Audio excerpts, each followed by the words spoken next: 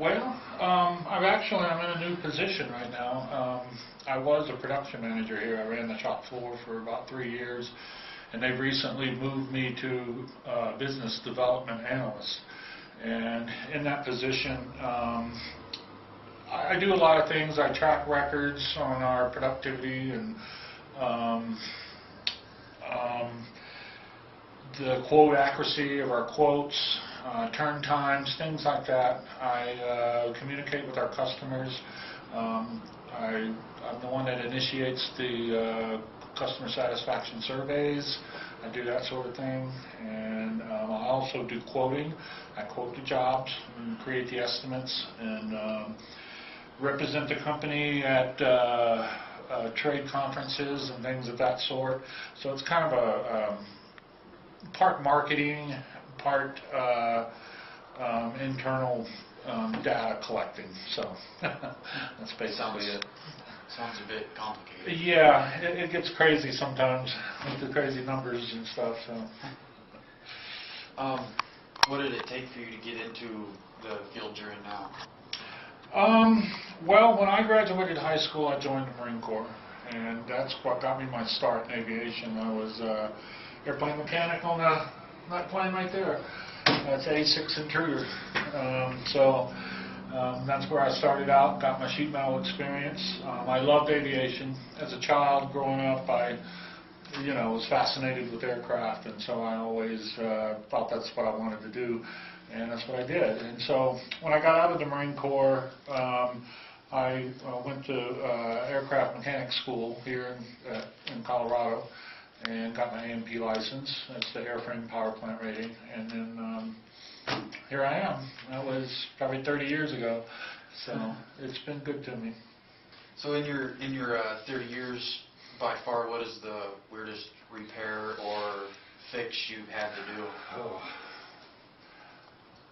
Well, I can think of one. It was when I was in the Marine Corps. It was probably any of my crazy stuff was in the Marine Corps. But we were over in Japan, and we were getting ready to fly back to the States. And one of the aircraft, one of these A6s, there's a boarding ladder that folds out on the side of where the pilot can climb up and get into the plane. Well, they had been out flying, and that ladder had come open, and it blew off the plane.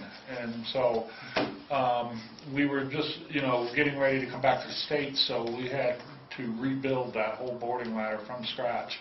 Me and a buddy of mine did that. It took us all night long. We got the ladder built, got it back on the plane, it folded up nicely, and got back to the States. And I got another one there. It was actually on the same tour. One of the planes going over to Japan had a bird strike. It knocked a hole about that big in the front of the wing, and we patched it with smashed up beer cans. And it made it to Japan. Once it got there, we were able to do a permanent repair, but that was pretty cool too. So. As long as it made it. Yeah. That's all that counts. You can do things in the military that you can't with commercial aircraft. There's no way you could do that with a commercial aircraft. So. Yeah, the FAA would frown upon that. Yeah, they would. What are your job requirements? Whew. That's a good question, because they just put me in this position a few months ago, and I'm still trying to figure that out. What do you mean, though, by that? I mean, job requirements? Like, what did it take for you to get to this position? Oh, okay. You don't have to, but you should be going to an aircraft maintenance school to get your airframe power plant rating. You can get either one or the other, airframe or power plant, but most people get both. It allows you to do pretty much anything on the airplane. So that's about a 2-year course. They send you out of there now with an associate's degree, when you get through the course. And then it's basically just getting out there and getting a job and getting the experience. Once you start getting more and more experience, it becomes easier to get jobs, in this field. And that's where the military really pays off. It was relatively easy for me because of my military experience. So. Yeah, 'cause it's already hard enough to get a job as it is. Yeah. Are you glad you went into this occupation? Yeah, I am. It's done well for me over the years. I've always managed to stay employed through this rough times we had. I did briefly, for about 6 years, get out of aviation. I was in the construction. I was a contractor building homes when things were booming and going. When that industry died, and back in 2007, 2008, I lost my job, and within 2 weeks I had a job here.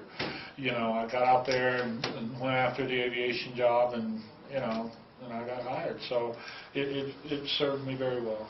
So. What particular skill set would you need to be in the position you're at? Well, the position I'm currently in, you really need to have a good, thorough knowledge of aviation, of the technical data, the federal aviation regulations, that sort of thing. And, you know, of course, you've got to have some experience so you understand what they're doing out there in the shop, you know. And so it really requires computer skills. I've been fortunate over the years. I've always been fascinated with computers, so I was tinkering with those back in the 80s, you know.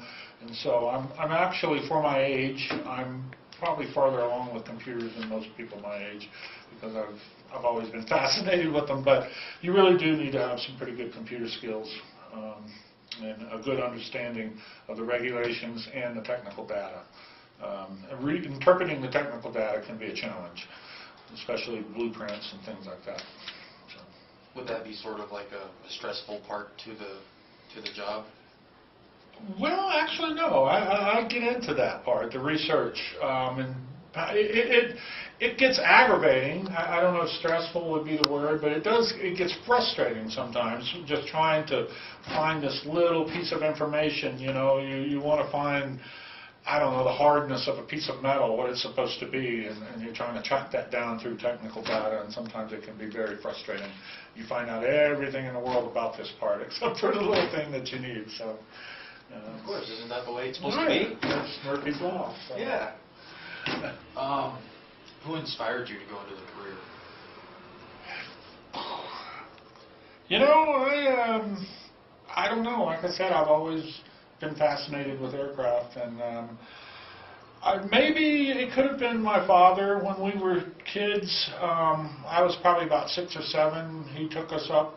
We chartered, you know, went and they took us up in a little Cessna, our family, and flew us around, and that was really fascinating to me. And then we used to go park at the end of the runways with my dad when I was a kid and watch the planes come right over our head and land, you know. So I guess it's my father.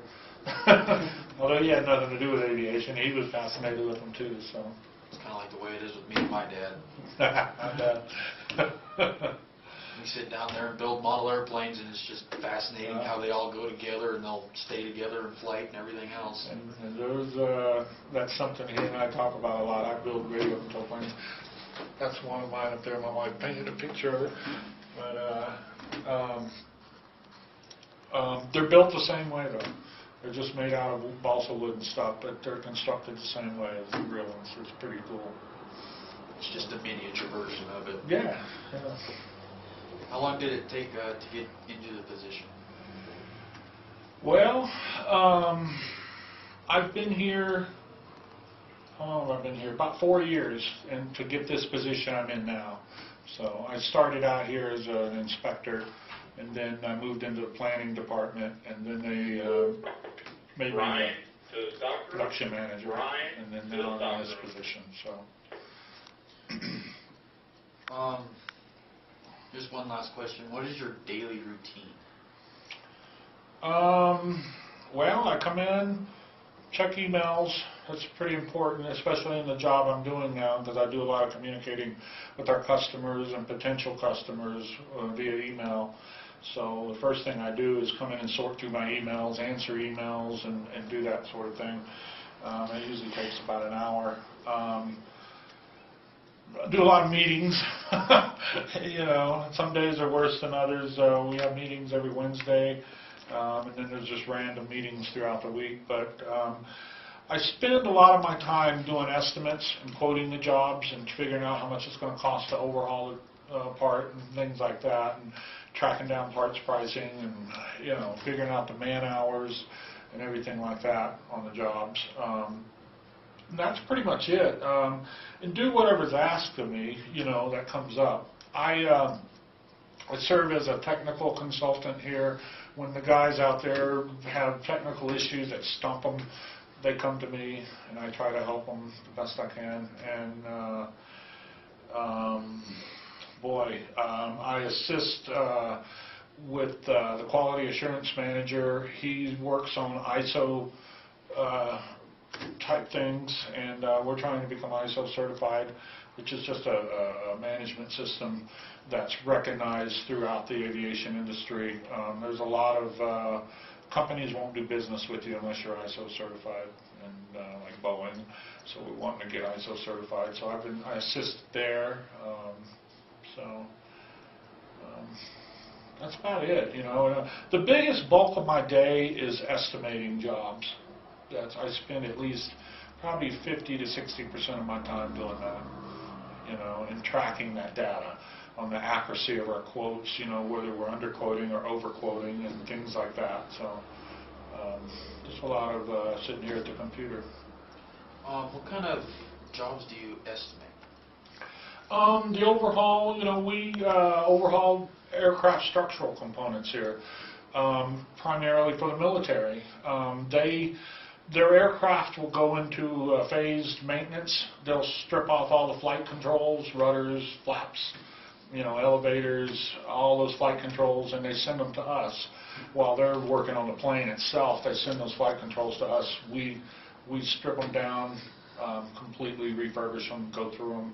And so once we've disassembled the part and all the paint's been removed and all the inspections have been done, they supply me with all of the write-ups, and then I go through these write-ups and determine how long it's going to take to fix them, and plus all the parts that need to be replaced. I figure out the pricing on all that and put it all together into a quote and send it out. So sounds very, very, very interesting. Yeah, it's not too bad. It gets frustrating sometimes. You get hung up on one or two little things, and you just can't seem to get around them. And I'm in that position right now. I'm working on an entry door for an airplane, and it's got hundreds of little parts in there that have to be replaced. And there's 2 or 3 of them we can't find them, and so we get stumped. So.